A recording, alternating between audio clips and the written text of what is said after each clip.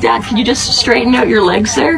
Impossible. Just straighten out your legs. Straighten up my knees to the front. The video filmed on a WestJet flight out of Edmonton shows a man visibly struggling to find space for his legs, pressed up against the seat in front of him. Mom, how about you? Yeah, well, I'm going to be sharing my leg space with him.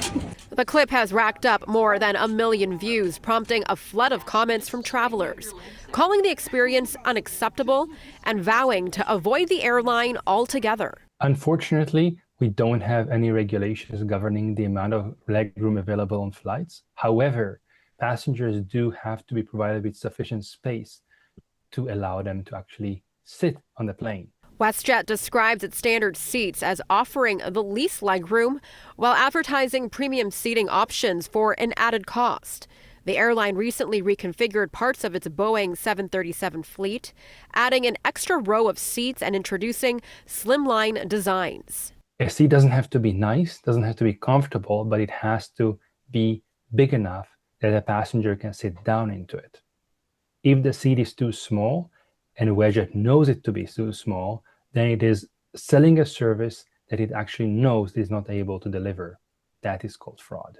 Passenger rights advocates argue there are no regulations in Canada governing minimum legroom, leaving travelers with limited recourse when comfort takes a back seat to cost. The airlines are taking advantage of the government's inaction.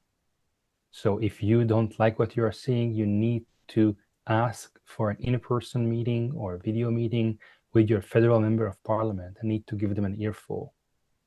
Members of parliament and government need to hear about it directly from Canadians. Just being angry and complaining is not going to help. WestJet says these aircrafts accommodate an extra row by varying seat pitch between 38 and 28 inches. In a statement, the company says in part, "We have 21 aircrafts in this configuration at this time.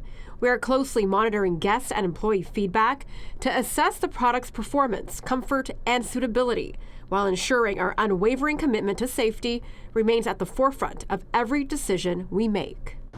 Melissa Nakovely, City News.